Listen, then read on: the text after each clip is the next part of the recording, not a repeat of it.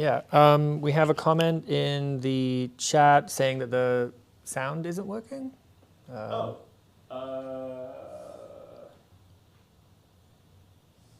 This box is let's on. see. If you're in the chat, and can you let me know if you can hear my voice? This is Mark. I'm Graham's campaign manager. I'm running things behind the camera. So let me know if you can hear my voice. If so, I will switch microphones with Graham. Weird. This one's on. Let me unplug it, plug it in. All the things, is it registering on there? Sorry about this. It's the first time this has happened, actually. Try now. Okay, we have a comment from Amanda saying she can hear us both. Okay. Gasbiker87, can you hear us? I see you're the person commenting about no sound. And also, what platform are you on? I want to make sure we're working on both Facebook and YouTube because this gets sent to both at the same time. Yeah, Gasbiker is on YouTube, and everyone else who can hear is on Facebook. So, okay. I mean, all our equipment looks good. So, heard nothing till now. Okay. Oh, okay. In the chat, do you want us to quickly recap the slide that we've just gone over? I'm just gonna see if people comment about that. I mean, I can do it super fast. So, goals of county supervisor, budget, $10 billion budget, big number. This person's got to have confidence with those kind of figures. Securing or allocating resources rather across the county departments. This county has dozens of departments. You don't need to be a specialist in any particular one, but you need to know how to allocate resources between all of them to make them work efficiently. Legislation. It's adapting legislation that comes down from the state of California and the federal government. So a big part of this is making sure you're working with people across the district and ensuring that legislation gets implemented as efficiently as possible. And last but certainly not least is securing investment, because we get the largest share of our budget from reimbursements from the state of California and from the federal government. So the person sitting in the seat needs to know how to market San Bernardino County, go out to both government and to private industry to secure investment for all of us here. So that's a whistle-stop tour of the roles and responsibilities. Now let me tell you a bit about what I used to do and how the skills I have translate directly to the roles and responsibility of this job. Oh, we got a question. Sorry, it's not a question so much as just Gasbiker87. I don't know if you're still having problems with your sound. He says, I'll meet Graham when he's in Needles. Sorry that we seem to be having issues. Everything seems to be working okay on our end. I know people, actually Gasbiker87, if you want to just quickly jump over to Facebook, maybe this is a problem with YouTube, because I think you're the only person on YouTube having problems with sound. So if you go to our page on Facebook, let me see if I can type this in here. 1 second. Yeah, if you go to Facebook, it's the exact same stream. So hopefully it's not a platform problem, but yeah, I guess it kind of is what it is. Oh yeah, Gasbike87. We know you are not needless. We've had a couple of sessions with residents in Needles, and we know. Yeah, I'm so sorry that your pharmacy closed this week. Yeah. I've dropped a link in the chat. I think that has been posted to both Facebook and YouTube. So if you're on YouTube having trouble with the audio, oh, okay, he hears us both now. Okay, sorry. Okay. Right, okay. drama over. and not to worry, we will have another Needles specific session, and we're going to take a trip out to Needles soon. We'd love to meet as many people in person as possible. Yes. And by the way, I really am keen to hear from residents across the district and across the North Desert regions of the district we're focusing on tonight.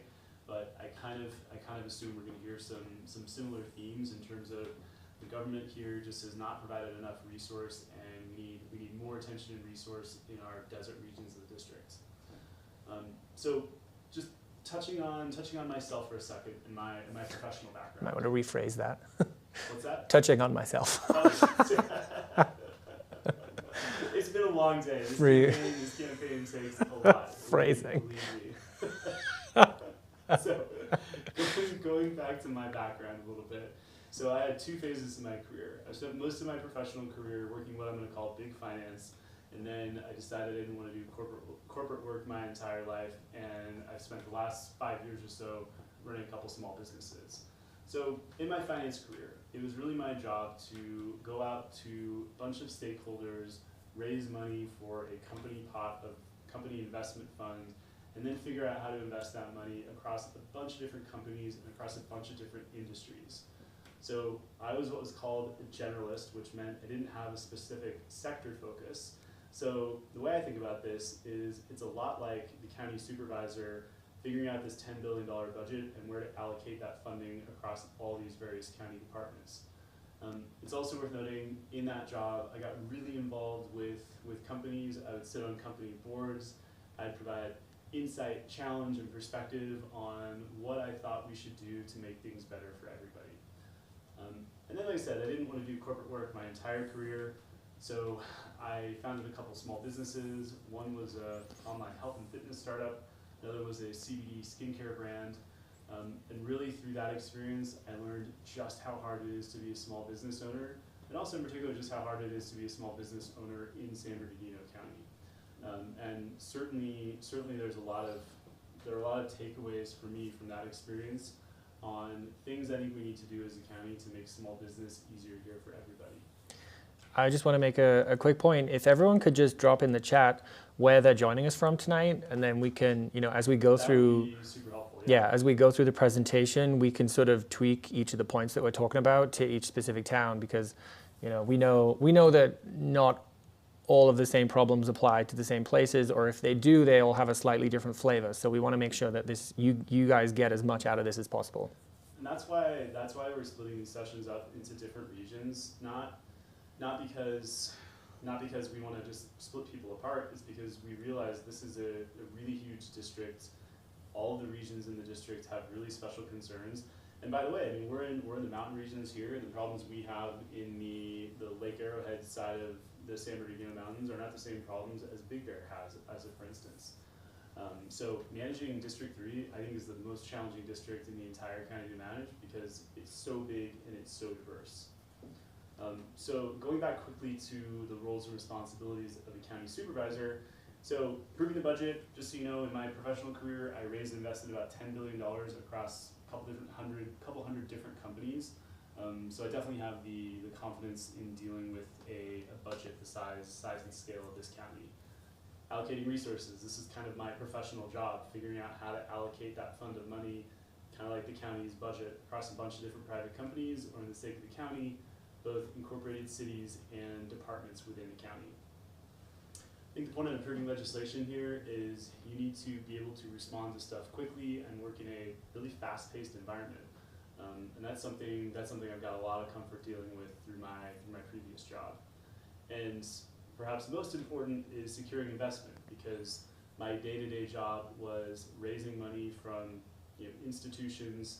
I know how to market San Bernardino County both to the state of California and the federal government and to private industries to figure out ways to get them to come here and do business in San Bernardino County. And if you haven't watched it already, I encourage you to check out some videos I have on my website and my social media on these topics, because I think in the next few years we really need to find ways to bring more industries and more economic opportunity to San Bernardino, in particular so many parts of the desert, because I know a lot of our desert communities are struggling economically right now. So if that's something that's on your mind at all, it's a really. So why don't we pause there and see if we've got any questions in the chat? No questions just yet, but just a reminder to everyone who's joined us. These sessions work great if they're interactive. So even if you don't have a specific question, if there's just a general topic that you want to talk about, whether that be jobs, the environment, the economy, literally anything. It can be anything. It Healthcare. It doesn't have to correspond to anything we're running through here. Like I said, we have the presentation just to kind of give us something to talk about, but please ask questions, and let's make this as interactive as we can. Yeah, and I see a couple of familiar faces in the chat. So hi to Amanda and Joan. I know you've both attended sessions like this before. So if you have follow-up questions or things that we didn't answer from the last time you were here, just drop it in the chat. Yeah, please ask away. Also, if anyone's just sitting at home and thinks, hey, I might have a friend who's interested in learning a bit more, text your friend, text them the link to Facebook or YouTube, and bring them on, because we want to hear from as many people as possible. Yeah, we do have a question from Joan, but why don't you talk through this slide, because I feel like that might form part of your answer. Okay. I mean, I've kind of already touched on a lot of what's on this slide, but really the important part about San Bernardino and District 3 is it's really big and it's really diverse. So if you didn't already, San Bernardino County is the largest county in the United States, and District 3 makes up about half of the geography of San Bernardino County. So San Bernardino County is 20,000 square miles. We're about 10,000 square miles here.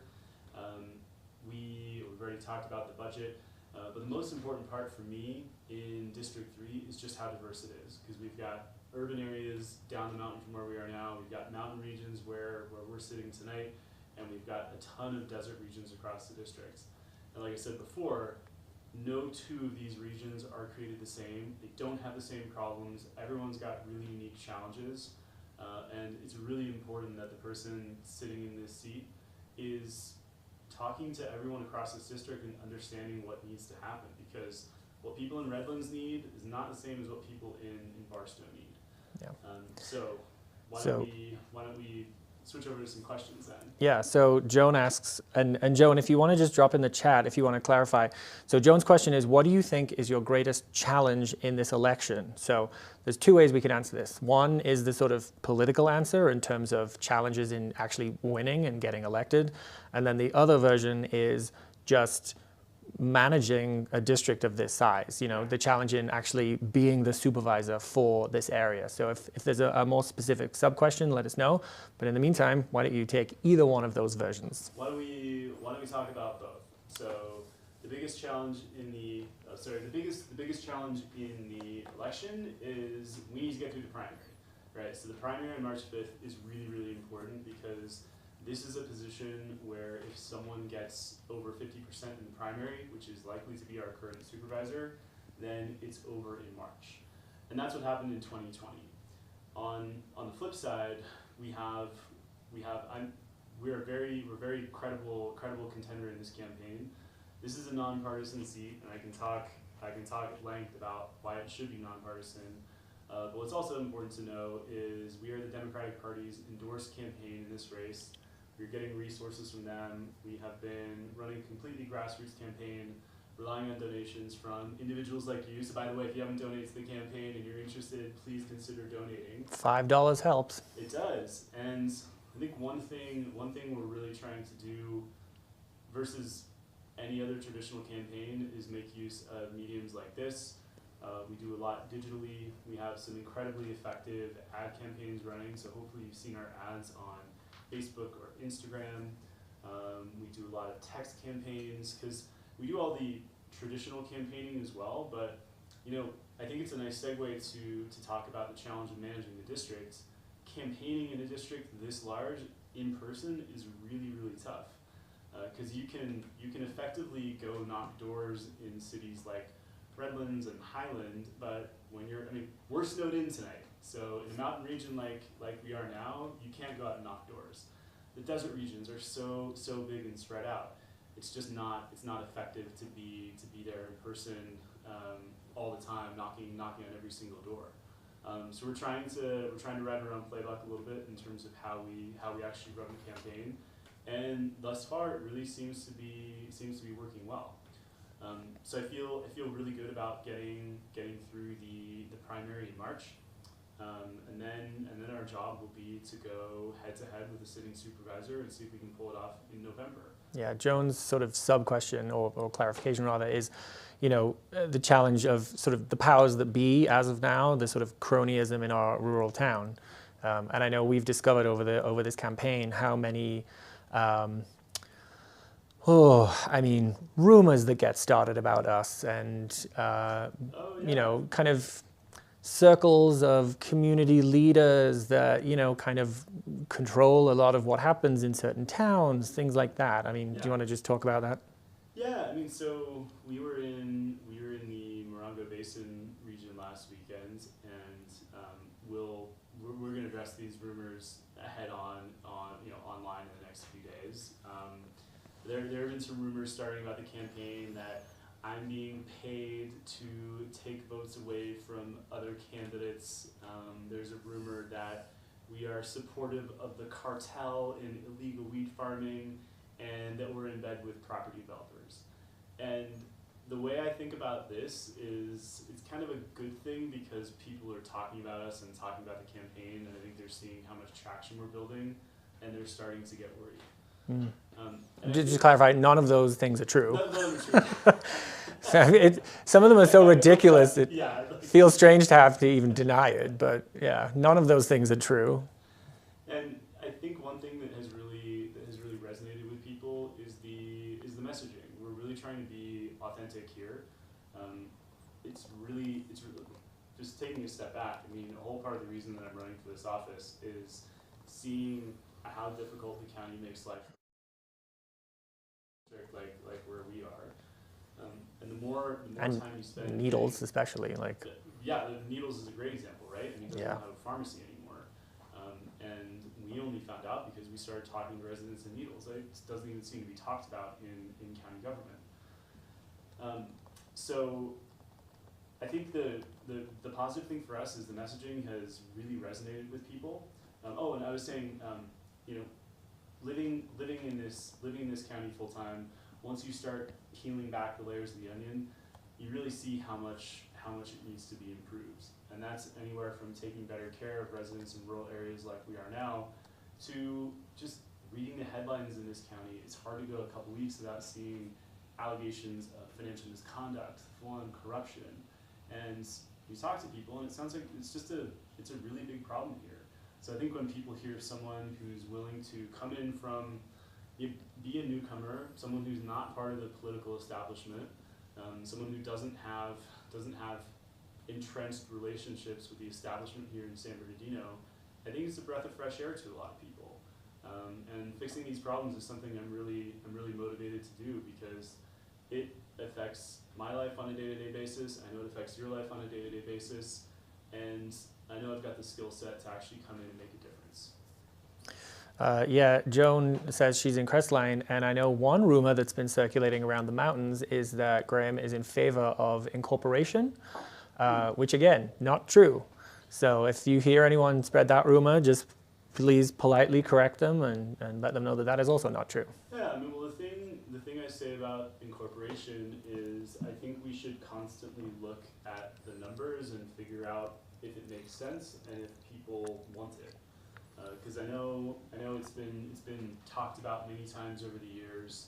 To date, we haven't necessarily had the full-time tax base here to justify it, because when you incorporate it, you need so many other local services that we don't have right now.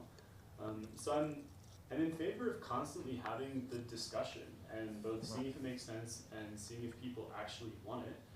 Because certainly looking back at the storm experience last year, I think we can point to major differences between our experience in this side of the mountains and the experience of Big Bear. And that's down to a few different factors, but one of those is the fact that Big Bear Lake is an incorporated city. They can control their own resources a little bit better. So there are pros and cons. I really don't think it's a clear-cut answer. But I think the headline here is that you don't have an opinion on it because you don't have all the facts. Exactly. You don't have all the data. And I think everyone is kind of hoping and kind of expecting you to have very strong opinions about absolutely everything.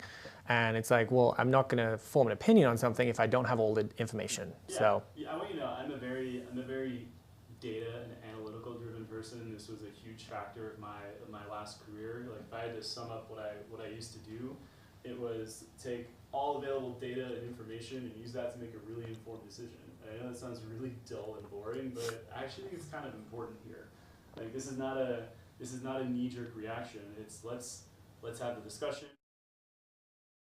And if it makes sense and people want it at some point, then maybe we should think about it. well, I don't have a clear-cut answer today. it's also important on that particular topic, which we should move on from because can't talk about it all night. But it's not the supervisor's decision to whether a town incorporates or not. It's Correct. the decision of the people. 100%. So But one thing I want everyone to know, particularly if you're joining from either mountain communities or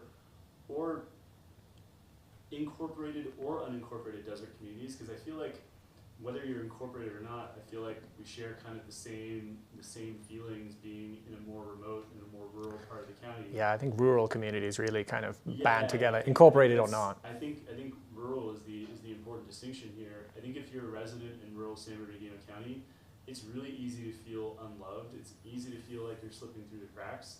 And right now, we don't have either a sitting supervisor or a candidate who lives in a rural part of the county, and that's something I really want to change. So, sitting on the board of supervisors, I want to be a champion for residents of all rural parts of the county. They, of course, represent everyone, but I want to make sure that none of us are feeling like we're slipping through the cracks anymore, because I know a lot of us feel like that today. Yeah, I'm not sure if Gas Biker 87 is still here. I hope you are. But yeah, Needles in particular, it does feel like the further away from, you know, the urban centers of District 3 you get, the less love and attention the towns get.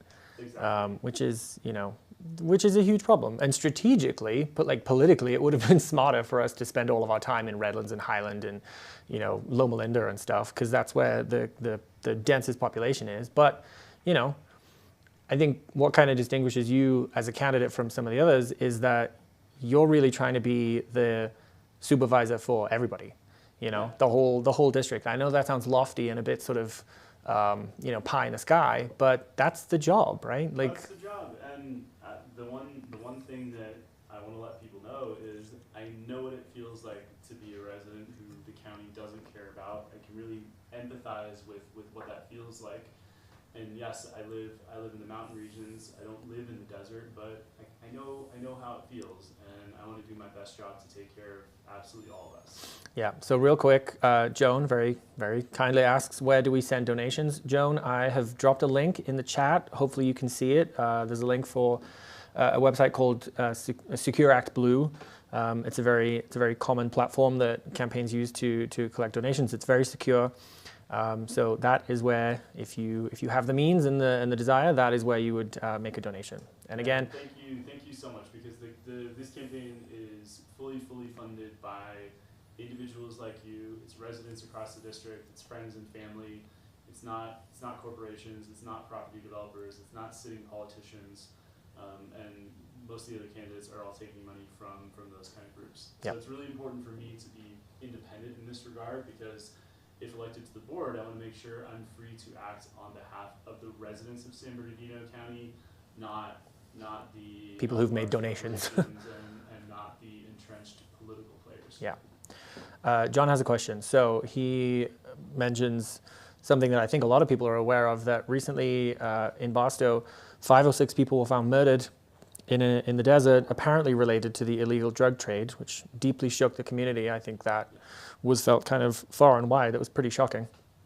In that light, with the fear of crime rising among our rural communities, how can the county work to increase its support of local police departments and increase the presence of the San Bernardino Sheriff's personnel and resources in the rural and unincorporated areas of the district? This is a great question. It is.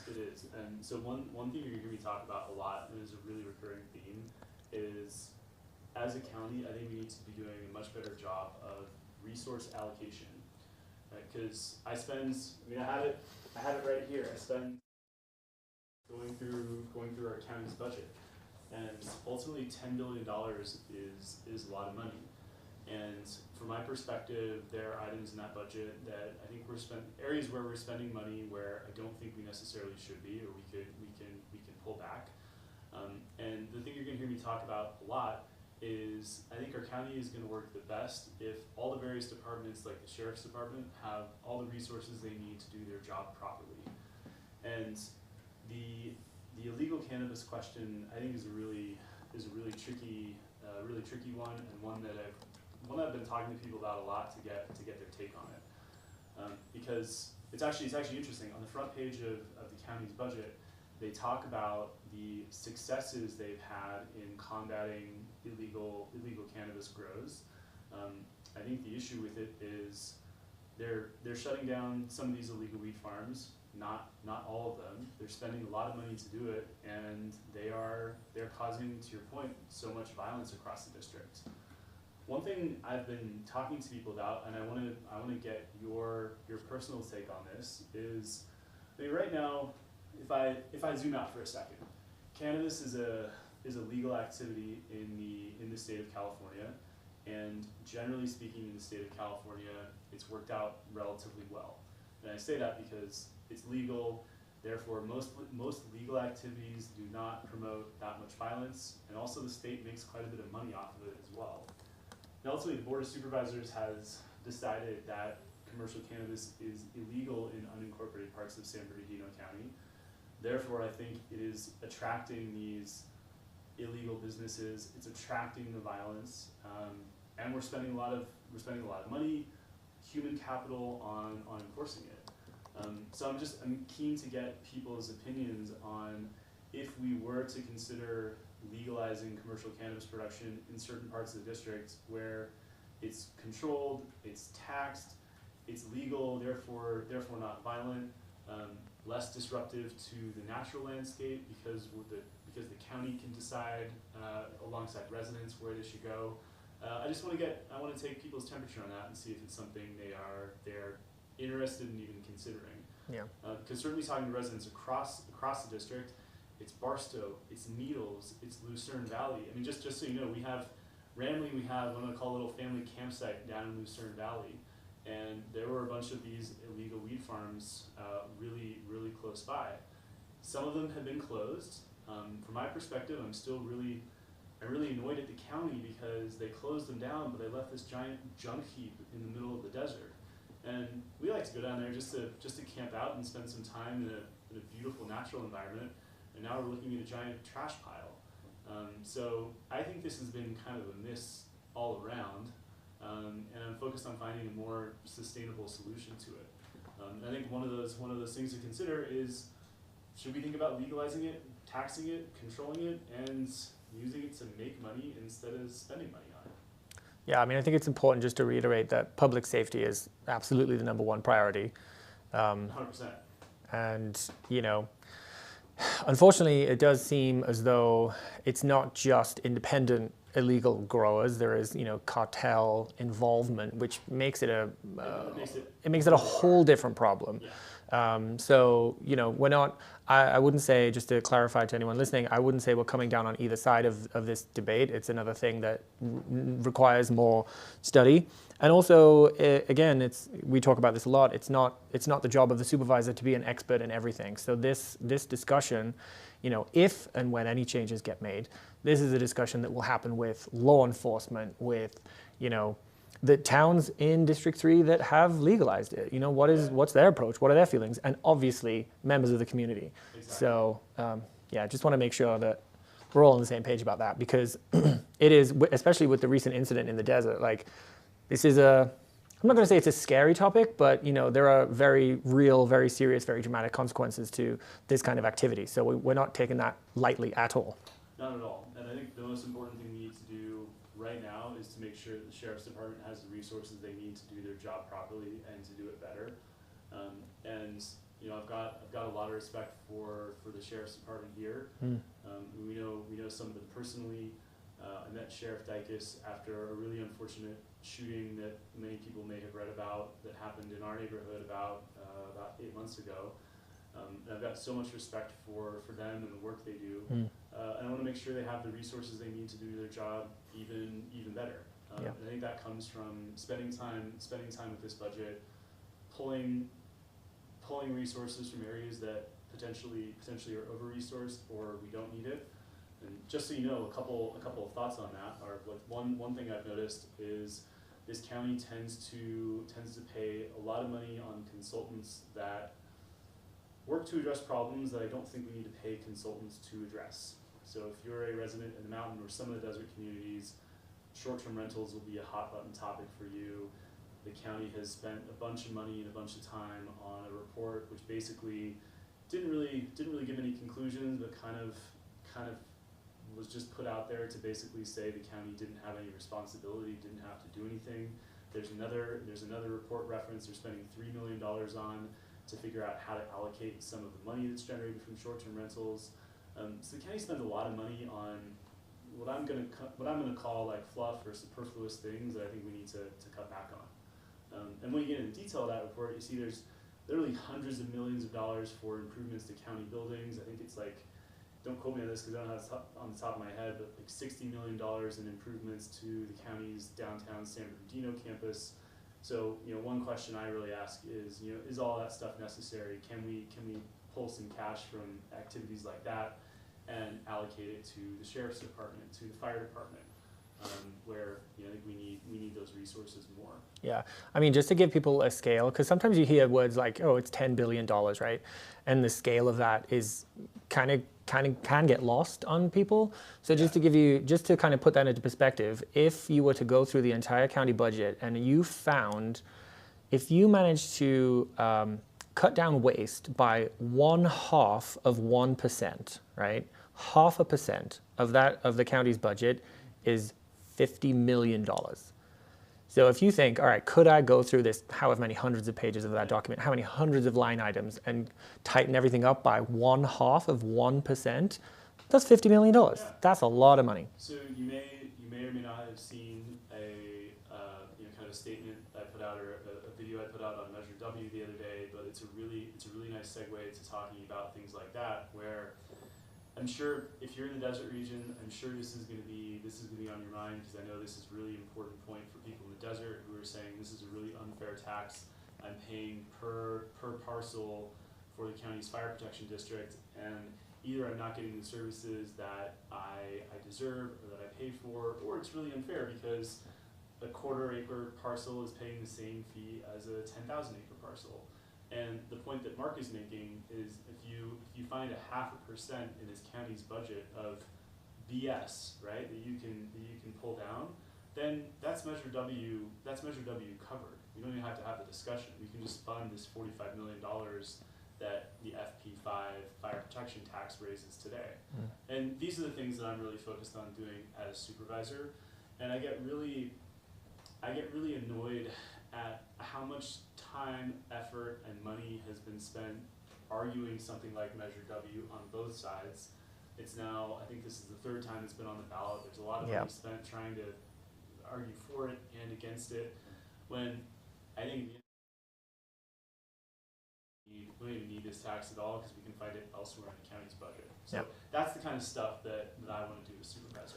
Amanda makes a comment here, consultants, AKA family members and nepotism, cronyism, complete waste of funds, just ask the people what they want. This does kind of touch on a broader point, which is sometimes when you kind of palm these issues off onto consultants, they go away and they do their research and you pay them for it. But there are stakeholders within the county. So first of all, residents. You gotta talk to residents about what they want. Then, depending on the issue, there are people who are literally affected by it. So, if you wanted to do a study on homelessness, are you talking to people who are living on the street? Then you have community organizations, so charitable organizations and other community groups that are working on this outside of the framework of the county. And then, obviously, you have specialists within the county, and you have all of that inside and then outside the county, right? Yeah. So there's a lot of people that you can ask without having to go to consultants. And I think, I'm sure Amanda's not accusing anyone of anything, although I don't know, maybe you are. But it does, the same names and the same consultants and the same contracts do kind of crop up time and time again. And if you have a keen eye for things and you go through people's financial filings, you will see these names pop up again and again. So. There's a couple points to touch on there. One is on Mark's point of the same people popping up over and over again. If anyone's attended the Board of Supervisors meeting, you'll know it's really common when they're voting on all kinds of stuff. And by the way, most of what gets voted on is what appears to be pretty dull stuff. It's voting on approving spend and contracts. But what you find is it's really uncommon to go to a meeting where one of the supervisors doesn't have to excuse themselves from voting because they've taken a donation from one of the providers that they're voting on a contract for. And there's nothing necessarily illegal about that. They're doing the right thing by stepping aside. But I think the fact that's happening so often to begin with, I think should be a cause for concern for all of us. Right. And then your point on consultants where we don't really need them. I think the STR report is a really good example of that, because the county spent a lot of time, a lot of money putting together what was the report, and then an opinion on top of that report. And I have by the way, I have like a 10-minute YouTube video on this whole thing where I kind of go through and analyze what it said and what it didn't. And long story short, it was lacking some really important data.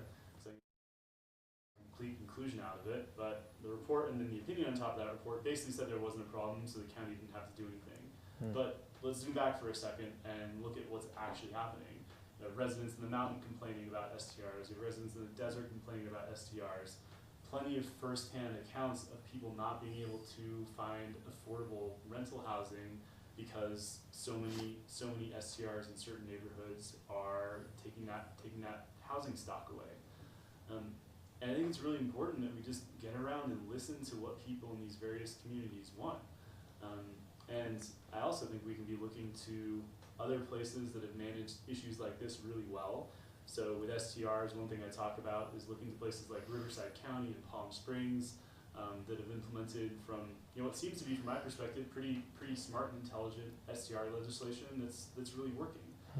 So why don't we talk to elected leaders there and find out what's worked for them, talk to residents here, find out what people actually want better for everyone without spending money on consultants and without wasting time.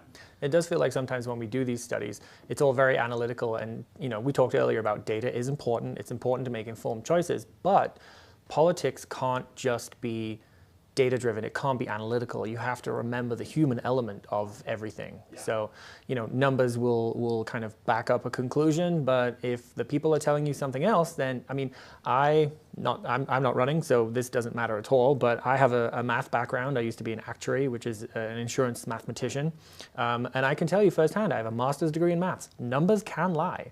Numbers can lie. Yep. So, yeah, you always have to remember the human element. So Amanda is right. You do need to ask the people what they want. Amanda also has a follow-up question about cannabis. So, Yeah. how about also using cannabis for textiles, such as hempcrete insulation and other byproducts? Manufacturing and creating jobs with sustainable materials. Could you use some of the budget to invest in such companies? Great question.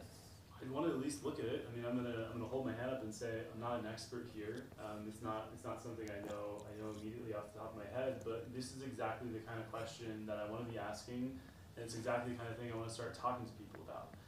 Just other ideas we've had, kind of bouncing between the two of us and talking to residents. Like, we have all these empty now warehouses across this county. Water is becoming a more scarce resource. We're seeing a lot of other countries invest heavily in things like vertical farming. Like, can we convert some warehouses to that kind of activity?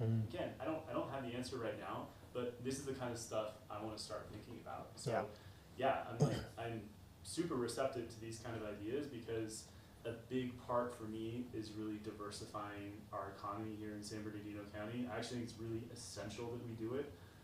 Again, if you haven't watched it already, there's a whole YouTube video on this very subject where I talk about the fact that we have invested so heavily in one sector here, which is transport and logistics.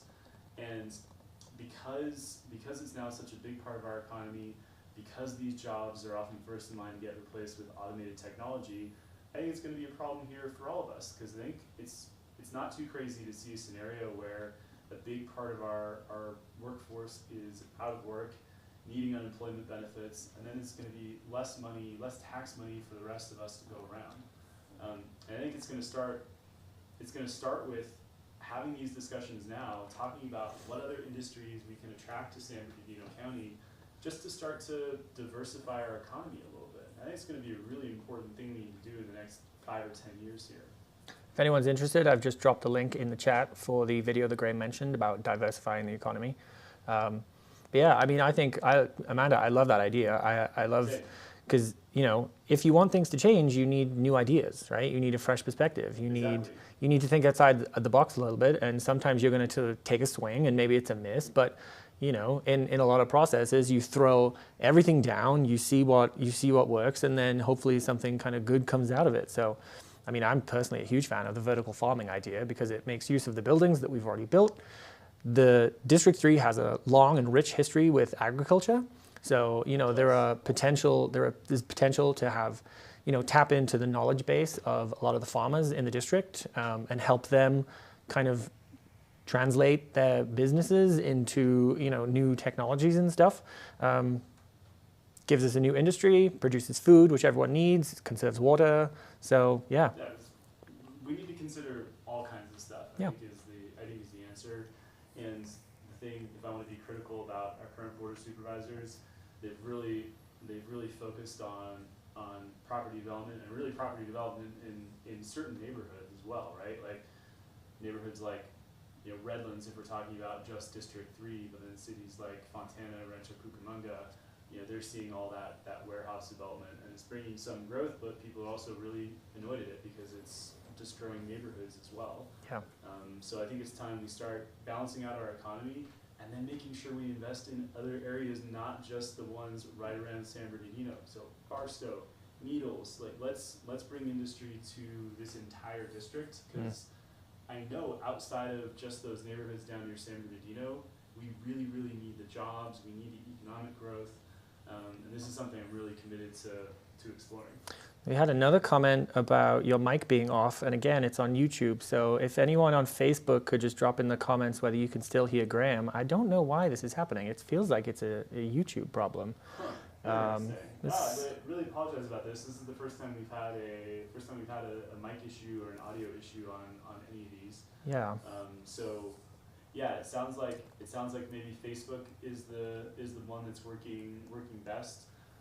Whenever at 6 p.m. we're gonna switch to the mountain session, but really continue right on. Well, we Maybe what might we'll do is reset the stream so that it kind of resets the whole thing. And Yeah. hopefully fixes some audio issues. I was gonna say we'll stop the stream, try and fix stuff, and then we'll come back. Yeah. So firm_V, if you're still there, let me know if you can hear me and not Graham, and we can switch mics. So apologies for this.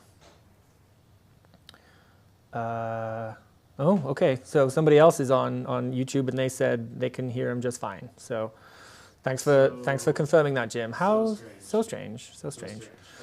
Yeah, so this is the first session where people have commented on issues. So hopefully it's nothing on our end, but I think in any case we'll reset the stream just to make sure. Yeah. Okay. So what we might do then is, why don't we swap microphones? Yeah. Because I think just in case. Just in case. Sorry, everybody. In the meantime, if you have any more questions or comments, drop them in the chat and we'll pick up.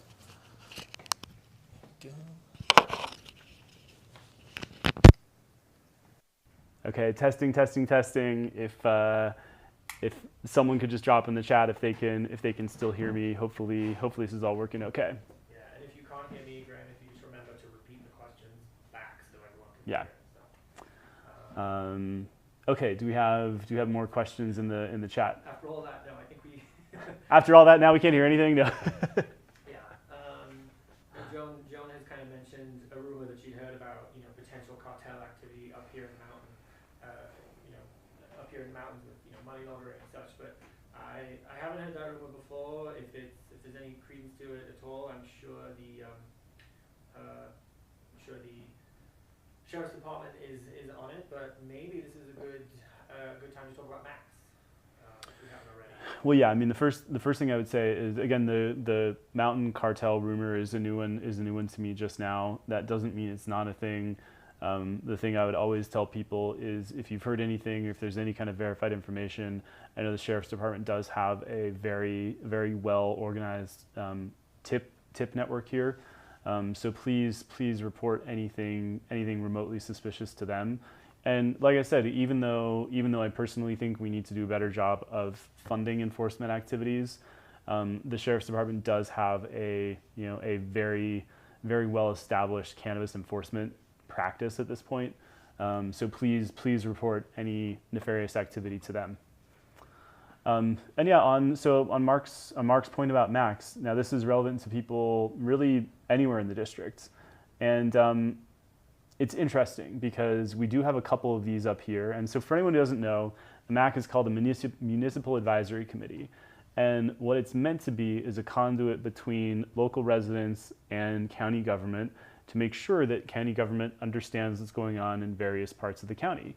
Because again, this is a huge district, a lot of different concerns depending on where you are. And one thing we've noticed over the past few years is MACs that used to be established have been shut down. I also don't think the ones that we have are particularly well utilized or advertised, because it was only when I started getting really involved that I realized the MAC committees even existed. So I think we have two opportunities. I think one is to expand the network of MACs across the district to make sure the county is getting a view from residents across all the various rural areas we have in this county, and two, find ways to make them a bit more accessible and a bit more useful. Because I think, you know, one criticism that I'd make of the macs that we have already is they do seem to be kind of politically motivated, where the supervisor will pick the MAC committee members, and they're not necessarily the members that the community at large would pick. So I want to make sure that the MACs are well established, numerous, and also just really representative of the communities that they are there to represent. Okay, we have two more questions, and your challenge is to give as full a response as you can in the next 8 minutes, because we need to wrap things up. Okay. Fix And microphones. And by the way, if we don't finish everything in the next 8 minutes, we're gonna just reset everything to make sure we don't have any technical problems. But please just, it's the same link, same platform, YouTube and Facebook. Just carry on, join, and just ask the question right away. Kind of thinking, because the next session is a mountain session, that we might not even run through the presentation at all. I'm hoping it's just going to be people asking questions.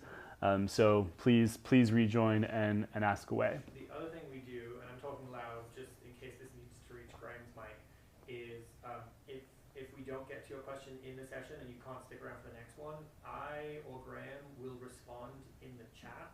So these recordings will stay on Facebook and YouTube. The chat will still be there, and we have been responding to the comments. Yeah, it's like comments on any social media post, and we really make a point to go through and respond to everybody. So yeah, if we don't get to something, it's not because we're dodging anything. We will get to it, and always feel free to drop us a DM on social media, drop us an email. There's a phone number on our campaign website as well, so we're pretty contactable. Okay. So Amanda has a very, very excellent question, and actually, Amanda, I'm going to make a request. If you could email us or drop us a DM after this, because I really, really want to talk to you more about this. So she says, how are your relations with local tribes in the Morongo Basin? As a Native American woman, I'm interested in sustainable housing and affordable housing, but working with other communities and other small businesses providing those jobs.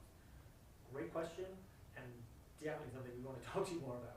It is, and I'm going to hold my hand up on this and say I don't have established relationships with the tribal communities across the district right now. It's something I really want to develop and make sure that we are treating with respect, and also making sure that we're doing everything we can as a county to support one another. So I think Mark makes the right point. This is something I'd love to take offline and get your perspective on, because I know this is an important part of the job. These aren't relationships that I'm bringing to the table. I'm going to be really upfront and honest with you about that, but they are relationships that I will absolutely develop if sitting in that seat. And if you can help be one of those conduits, then I would really, really love to talk to you about it. Yeah, I mean, we've talked a lot about issues that affect the desert that, people maybe, Cadiz water is a great example. Right? Yeah, of course. We talk a lot about the political aspects of it and the scientific aspects of it, but one thing that I feel is downplayed a lot is the cultural impact and the cultural significance of a lot of the development that happens in the desert. So definitely something that we want to talk more about. It is. I mean, I'm assuming you will know the Cadiz Water Project. If anyone on the call hasn't heard of it before, this has been a long-standing project that the Board of Supervisors kind of keeps pushing along. It hasn't happened yet, but faces all kinds of opposition from tribal groups, from environmental groups. It really feels like something that we shouldn't be pushing ahead with. But I think, again, it comes down to, who really owns and controls this county and who is exerting the most influence. And I think the fact that it isn't dead yet should be a concern to all of us. Yeah. If you can hear me, Graham, repeat this just in case. I have dropped our email address into the chat, info@smithforsb.com. That is the inbox that is checked by everybody, so nothing falls through the cracks. So don't worry, this is read by Graham, it's read by me, it's read by other people on our team. So please use that. So somebody will definitely respond to you on that email address. Yeah, and we'd love to arrange a separate call on this just to get your take and get better connected. So yeah, please touch base with us on this specifically. Yeah, that would be great. Okay, we do have one more question, which unfortunately I think we might have to answer offline. Okay. Unless you have a 2-minute response for funding for new nursing homes? Yeah, so this I think comes back to the point that I was making before around, as a county, the main role that I see for myself in this seat is making sure that we are getting as many resources as we possibly can from all stakeholders involved, so the state of California, from the federal government, and then making sure we're spending our tax dollars as efficiently as possible. And we've talked to so many people across the district who have highlighted not just nursing homes, but lack of urgent care centers, particularly in the desert. And I think we're going to need to find funding for these, because the number of people who have been talking about them really highlights that this is a critical issue and something where it does feel like the county is falling short. So I can't necessarily make any promises and say that I will definitely fix this on day one, but I can tell you it's something that's really front of mind for me. And what's really important is going through this budget, finding the areas where we're wasting money, we're not spending money as efficiently as we possibly can be, and then making sure we're allocating to projects like that, to more urgent care centers across the county, across the district. Another thing we talk a lot about is mobile health care as well, as kind of a stopgap between now and when we can get more of those permanent facilities built. So this is all stuff that's kind of brewing in our minds, and something that's really, really important. And it all comes down to making sure we can get the resources we need from the state of California, and making sure we're spending our tax dollars as efficiently as we possibly can be. And that's something I don't think we're doing as a county today. Yeah, I think the very short answer to that is, when people are trying to decide which candidate they want to support, the skills that I think you bring to the table are, you have the financial expertise to find the money to make these things happen without raising everybody's taxes. That's an important qualification. I do not want that. I mean, like I said, I'm a Democratic Party endorsed candidate. I don't want more taxes. I don't think anyone wants more taxes. The thing I have been talking about is finding ways to reduce our tax burden. So for me, this is about efficiency, not about raising more money. So it's finding the money, but then it's also, do you have someone in the supervisor's seat who is compassionate enough, generous enough, aware enough of the fact that that money doesn't always have to go to the cities? A lot of the money that you find down the back of the couch needs to go to Needles, it needs to go to Boston, it needs to go to the desert. And at the minute, I feel like that's a double problem. We're not efficient enough with our resources, and when we are, we're not allocating them to the right regions. Exactly. Yeah. Okay. Exactly. I think we are going to have to wrap up if we want to try and fix these microphones. Okay. All right. Yeah, we're gonna cut this particular session off now. If you have more questions, please join the next one. Just literally stay on this same page. It's gonna pop back up as a new stream. We'll be back in 1 minute, just after we get everything reset. Just in case anyone can't, which understandable, because people have lives and need to eat some food and stuff. Do you want to just turn to the last slide just in case? Oh, yes. Yes, if I can get there quickly enough. All it is a link to the website. So the website is smith4sb.com. There's a huge amount of information on there, and also our social media platforms. We put out a lot of really regular content talking about exactly what we think on issues across the district. So smith4sb.com or @smith4sb on whatever social platform you use. And if you're on Facebook, you're already there. So you know where to find us. And if you're on YouTube, if you go to the profile of the channel that you're on, I'm sure there's a link to the website there also. Exactly. Okay, we're going to turn this off, and we'll be back in 30 seconds. Yeah. Okay. If you don't join us again, thank you so much for coming. This has been a great discussion. Thank you so much. It has. Okay, we'll see everyone soon. Take care.